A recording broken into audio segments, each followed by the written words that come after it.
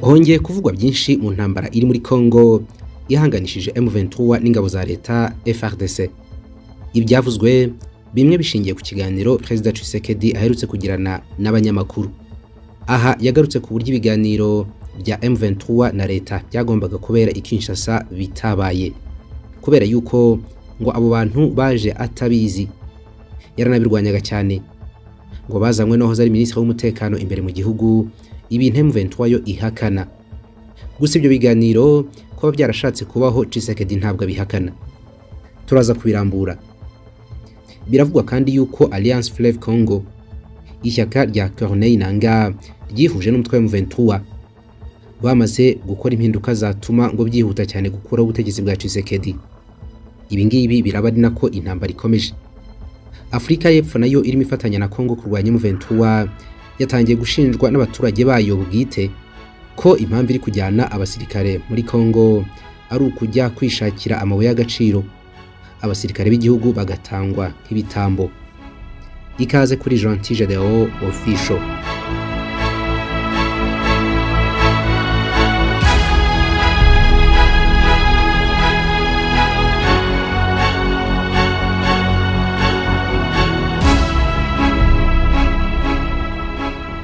Habaye impinduka muri AFC, Alliance Fleuve Congo, ni ya Corneille Nangaa. Impinduka nizigamije gushyira akadomo kanyuma ku butegetsi bwa Tshisekedi Chilombo. Izi mpinduka mu buyobozi bw'ihuriro rya AFC zemerejwe mu nama idasanzwe y'abahuje ihuza nyine abagize ihuriro rya Alliance Fleuve Congo hari kwa 22 ukwezi kwa 2 2024. Baza gukora impinduka mu buyobozi bwaryo nkuko byashyizwe mu itangazo basohoye. Iryo tangazo ryo ryashyizwe hanze mu ijoro ryo kuwa 4 rishyira kuwa 5 kwa 23 y'ukwezi kwa 2 2024. Itangazo rivuga yuko inama yakoze impinduka yari mu rwego rwa politiki, igisirikare, ikaba rinagamije kongera guha umurongo n'icyerekezo iri huriro rirwanya ubutegetsi bwa Tshisekedi Chilombo. Nkuko iryo tangazo ribivuga, Corneille Nangaa niwe wabaye umuhuza bikorwa mu bya politiki, naho Major General Sultan Makenga agirwa uhagarariye ibikorwa bya gisirikare. Ni mu gihe Bertrand Bisimwa usanzwe ari perezida wa M23 we yagizwe umuhuza bikorwa wungirije mu bya politiki na diplomasi. Iyo nama yongeye kwemeza Benjamin Mbonimpa nk'umunyamabanga uhoraho, akazaba yungirijwe na Adam Charles Mukuntu. Itangazo rivuga yuko ubunyamabanga bugomba kugenzura komisiyo zikurikira: komisiyo ishinzwe politiki na diplomasi, ubukungu, imari, mobilisation, kurema ingengabitekerezo n'ishyirwa mu bikorwa ry'iterambere. Harimo kandi komisiyo y'ubutabera, komisiyo y'imibereho myiza kimwe n'uburenganzira bwa muntu, naho komisiyo y'itumatumanaho yahawe kuyobora Lawrence Kanyuka. Itangazo risoza rivuga yuko AFC yemeje gushyiraho urwego rwa komisiyo ishinzwe amahoro, ubwiyunge no kubana mu mahoro kugira ngo hazabe gucyura abavanywe mu byabo n'intambara no gutahura impunzi zahungiye hanze ya Congo. Naho abatutsi bo muri Kivu y'Amajyepfo ngo batangiye gufungwa. Ibi byanditswe n'ibinyamakuru bitandukanye bitavuganwe n'ubutegetsi bwa Tshisekedi, ku buryo kugenzura ibingibi n'ukuri kwabyo bishobora kugorana cyane, ariko nyine byaranditswe. Reka mbabwire uko ibi byanditswe nabyo. Bati kuri wa 5 kwa 23 Gashyantare 2024, urubyiruko rugera ku bantu 5 rw'abanyamurenge rwarafunzwe ruzira yuko rukomoka mu bwoko bw'abatutsi, bakaba barafunzwe bakurikiranye n'iritabwa muri yombi ryakorewe umusirikare ufite ipeti rya majoro witwa Nsabigaba, nawe arazira yuko ari mu bwoko bw'abatutsi. Muri Repubulika ya Demokarasi ya Congo, ubutegetsi n'inzego zishinzwe umutekano ngo zirushaho guhohotera ubwoko bw'abatutsi nk'uko byandikwa muri izi nyandiko z'abantu barwanya ubutegetsi bwa Tshisekedi. Icyo ngo kigatuma bene abo bameneshwa, abandi bakicwa, inka zabo zikaribwa, izindi bakazitwarira ubuntu, ndetse bakanafungwa mu buryo budakurikije amategeko. Mu cyumweru gishize, umusirikare wa Repubulika ya Demokarasi ya Congo FARDC witwa Nitanga Claude ndetse n'umupolisi witwa Mutware barafashwe banafungirwa ahantu hataramenyekana neza ngo bazira gusa yuko ari abatutsi b'abanyamurenge. Societe civile n'imiryango mpuzamahanga iharanira uburenganzira bwa muntu ntabwo byahwemye kwerekana akarengane gakorerwa ubwoko bw'abanyamurenge b'abatutsi. Iyi miryango igasaba yuko ubutegetsi bwa Kongo bwakora iperereza ryigenga maze abakora ibyo bikorwa bagakurikiranwa mu nkiko, abo bihamye bakabihanirwa nk'uko amategeko mpuzamahanga abiteganye. Abanyamategeko baharanira ubutabera ku bwoko bw'abanyamurenge baherutse gutangaza yuko bagiye gukora ibirego ku bikorwa by'ubwicanyi, ihohoterwa rishingiye ku gitsina ndetse no ku bwoko, ifungwa rinyuranyije n'amategeko n'ibindi bikorwa binyuranyije n'amategeko bikorerwa abo ubwoko bw'abanyamurenge, maze ibyo birego bigashyikirizwa urukiko mpuzamahanga mpanabyaha. Umutwe witwaje intwaro wa M23 washinje ubutegetsi bwa Repubulika ya Demokarasi ya Kongo ibikorwa by'ubugizi bwa nabi mu bice bitandukanye biri mu ntara ya Kivu y'Amajyaruguru. Umuvugizi wa M23 Bwana Lawrence Kanyuka yamaze iminsi 4 atembereza umunyamakuru w'ikinyamakuru Atre n'icyo mu Bubiligi, yamutemberezaga mu bice bitandukanye bagenzura, guhera muri groupement ya Kibumba muri territoire ya Nyiragongo kugera Bunagana muri territoire ya Rushuru. Uyu munyamakuru yasobanuye yuko kugira ngo hagere mu bice M23 igenzura ngo byabanje kumugora bitewe nuko leta ya Kongo itemera abanyamakuru baha uruvugiro abarwanyi ba M23. Bwana Lawrence Kanyuka yagaragarije umunyamakuru ibice ingabo za leta ya Kongo zasenye zifashije imbunda ziremereye cyane n'indege z'intambara, amusobanurira yuko ubutegetsi bw'iki gihugu aribwo bwakomeje kubabaza abaturage. Aturabona ibibazo leta ya Kongo yateje abaturage bayo. Umuturage utuye muri Kibumba witwa Rusangiza Kaguriro yasobanuye uburyo indege y'intambara y'igisirikare cya Kongo yasenye inzu yabo ikica umuntu wabo, abandi bagakomereka. Uyu muturage yaragize ati twari hano twumva indege yari ivuye i Goma itangira kurasa ibisasu, nyuma twumvise igisasu hariya ikindi kigwa hano hirya, agerageza kwerekana ahantu cyaguye gisenya inzu. Twari mu nzu atarika abavandimwe banjye barasohotse, umwe igisasu kiramwica abandi barakomereka, ubu bari mu bitaro. Colonel Nzenze Imani uyobora abarwanyi ba M23 bafashe Kibumba yasobanuye yuko ibitero by'ingabo za Kongo mu bice uyu mutwe ugenzura bigamije gutera abantu ubwoba. Ati iraswa ry'ibisasu rikorwa na leta rigamije gutera ubwoba abaturage. Muri Kibumba byagaragaye yuko umubano w'abarwanyi ba M23 n'abaturage ari mwiza. Colonel Nzenze yasobanuye yuko biterwa nuko ari abavandimwe babo. Ati ntabwo abantu badufata nk'umutwe witwaje intwaro, ahubwo badufata nk'aho ari umuryango wabo. Ni abacu, ni bamasenge, ni babyara bacu, kubana nabo ni ibintu byoroshye cyane. Ibijyanye na software development byose biharira Infinity Tech Solution. Mucuruzi, mushoramari, rwiyemezamirimo, abakora imishinga y'iterambere, ibyo mukora byose ni byiza, ariko gerageza wumve neza inama ya Infinity Tech Solution. Guhera ku mafaranga ibihumbi 150 muri Infinity Tech Solution barakubakira website, urubuga rwa internet utangiraho service zawe, yaba imbuga z'ubucuruzi cyangwa e-commerce, imbuga z'ibigo n'imiryango n'amahuriro, imbuga z'amakuru, mobile app n'ubujyanama mu ikoranabuhanga no kubyaza umusaruro internet. Ni karibu muri Infinity Tech Solution. Uzigitangaje se nuko abubaka imbuga za e-commerce nziza kurusha izindi bazica inyoni ebyiri.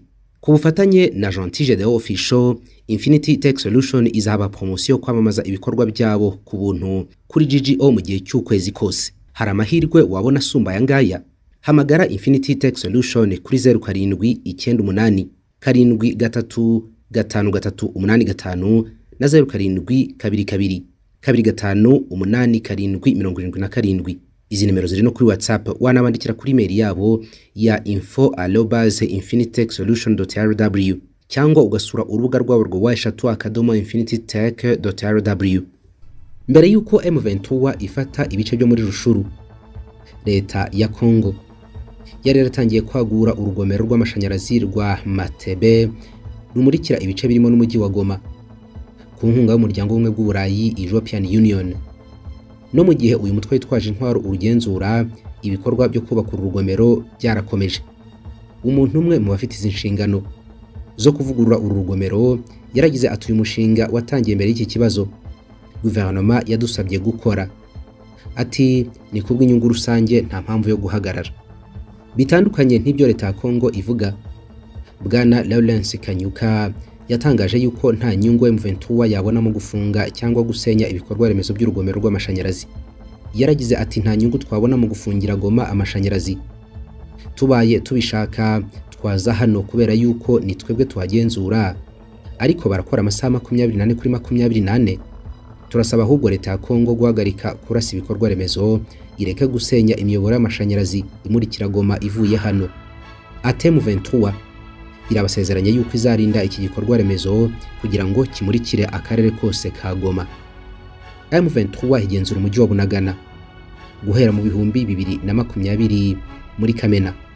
Kanyuka yasobanuye yuko kari agace k'ingenzi cyane ku ngabo za leta ya Kongo zari kukifashisha mu kurasa ku barwanyi babo mu bice bitandukanye birimo n'abaturage. Bitewe n'imirwano ikomeye cyane yabereye Bunagana, abaturage benshi barayihunze, bagiye mu karere ka Kisoro muri Uganda ngo byasaga naho bashizemo, ariko ubu ngubu ngo baragarutse basubukura ibikorwa byabo bya buri munsi bibateza imbere, birimo imirimo y'ubucuruzi n'ibindi. Nubwo M23 igerageza kurinda umutekano w'abaturage mu bice bitandukanye igenzura, biravugwa yuko ingaruka mbi z'imirwano yabaye ahangaha hamwe n'ingabo za Kongo n'indi mitwe irimo nka Wazalendo, ingabo z'u Burundi n'iza SADC n'abacanshuro rwose ngo ziracyari nyinshi ku baturage. Abaturage bari muri ibi bice M23 igenzura ngo bari mu byago byo kuraswaho n'ibibunda biremereye cyane byoherezwa n'ingabo za Kongo. Ingabo za Kongo zikoresha indege z'intambara zitwarwa n'abapilote n'izitagira abapilote cyangwa drone. Kubera iyi mpamvu bamwe bahisemo kuguma mu nkambi aho bahungiye. Ni inkambi zirimo nka Kanyarucinya, abandi bava mu mijyi nka Sake bajya mu bice bitekanye nk'Igoma. Amahanga ariko nanone yakomeje gusaba leta ya Kongo kuganira na M23 kugira ngo intambara ihagarare, ariko ubutegetsi bwa leta ya Kongo bwo ntabwo bikozwa bwaratsembye. Kongo igaragaza ko idashobora gushyikirana n'umutwe wa M23 kubera ko ngo ari ikitiriro, ahubwo akaba ari igisirikare cy'u Rwanda. No mu kiganiro n'abanyamakuru Tshisekedi yongeye kubigarukaho ati sinshobora kuganira na M23 kubera yuko kiriya ni igipupe, ndashaka kuganira na perezida w'u Rwanda ni unshotora. Perezida wa Repubulika Demokarasi ya Kongo Felix Antoine Tshisekedi Chilombo yihakanye wabaye minisitiri w'umutekano imbere mu gihugu Gilbert Kankonde Malamba wagejeje intumwa nkuru z'umutwe witwaje intwara M23 ikinshasa aho ni mu bihumbi 2020. Ku ya 22 ukwezi kwa kabiri 2024 Tshisekedi aganira n'itangazamakuru yabwiye abanyamakuru ikinshasa ati ni ikinyoma, nta nimero yabo mfite, ariko naje kumenya yuko intumwa za M23 zari ziri hano. Ntabwo natumiye mu nama intumwa za M23 ikinshasa, sinigeze nzakira. Nanze igitekerezo cyo guhura n'inyeshyamba za M23. Uwari minisitiri w'umutekano imbere mu gihugu icyo gihe Gilbert Kankonde Malamba niwe wabatumiye. Urugendo rw'intumwa za M23 ikinshasa rwari rushingiye kuri gahunda ya Tshisekedi yari yihaye yo kugarura amahoro n'umutekano mu burasirazuba bwa Kongo binyuze mu nzira y'ibiganiro.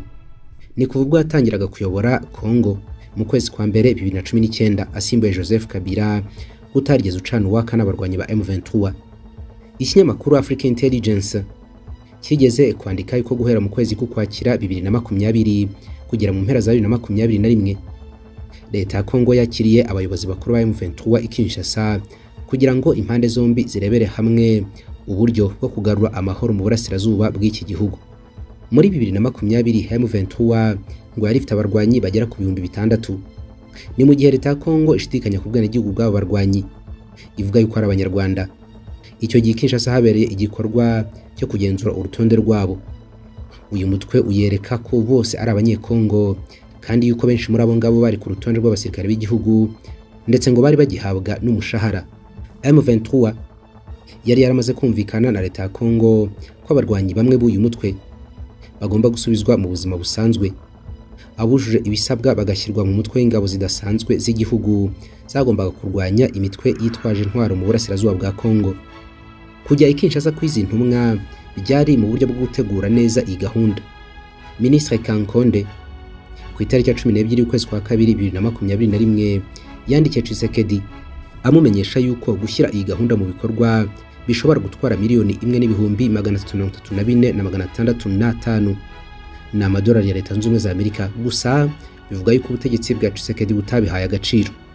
Umuvugizi wa M23 mu rwego rwa gisirikare Lieutenant Colonel Welingoma mu kwezi kwa gatatu 2022 yari yatangaje yuko ubw'intumwa zabo zari ziri Kinshasa, ubuyobozi bukuru bw'uyu mutwe ngo bwabonye Tshisekedi ari gutinda kuzakira umwandikira amabaruwa yo kumutebutsa. Intumwa za M23 zamaze amezi 18 zicumbikiye muri hotel i Kinshasa. Tshisekedi ngo yari yaranze guhura nabo. Byabaye ngombwa yuko mu mpera za 2021 ubuyobozi bukuru bw'uyu mutwe bwafashe icyemezo cyo kuzisaba gusubira mu birindiro byawo muri territoire ya Rushuru. Mu mpera za 2021 nibwo abasirikare ba leta ya Congo batangiye kugaba ibitero ku birindiro by'abarwanyi ba M23 ku misozi ya Runyoni hamwe na Canzu muri Rushuru. Byakuriye imirwano ikomeye cyane yatumye uyu mutwe ufata ibice byinshi mu ntara y'Kivu y'Amajyaruguru. Tshisekedi ngo yirengagije ubugenzuzi bwakozwe n'intumwa ye ku barwanyi ba M23. Nuko kwa 22 ukwezi kwa kabiri 2024 yongera gutangaza yuko abagize uyu mutwe atari abo mu gihugu cye, ate M23 ntabwo ari abanyekongo. Ikitwa kandi amabuye y'agaciro mu bafatanyabikorwa ba Kongo n'ubundi gikomeje kuba ikibazo gikaze. Igisirikare cya Afurika y'Epfo ku munsi wa 22 y'ukwezi kwa kabiri 2024 cyatangaje yuko kitohereje abasirikare bacyo mu burasirazuba bwa Kongo mu bijyanye no gucukura amabuye y'agaciro. Byari bimaze iminsi bivugwa n'abaturage benshi muri Afurika y'Epfo. Ni nyuma y'uko abasirikare ba Afurika y'Epfo bagiye muri ubutumwa bwa SADC batangiye kuraswa na M23 hakajya hagaruka imirambo myinshi. Afurika y'Epfo benshi kabasezeraho mu mihango yanitabiriwe na perezida w'igihugu.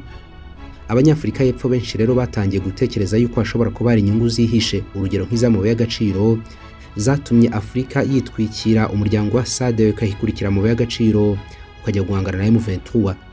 Leta ya Afurika y'Epfo yagombaga guhakana ibi ngibi.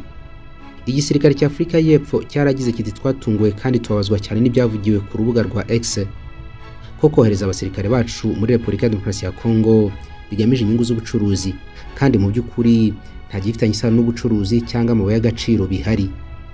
Twebwe turi mu burasirazuba bwa Kongo ku masezerano y'umuryango wa SADC, nibyo nta bindi.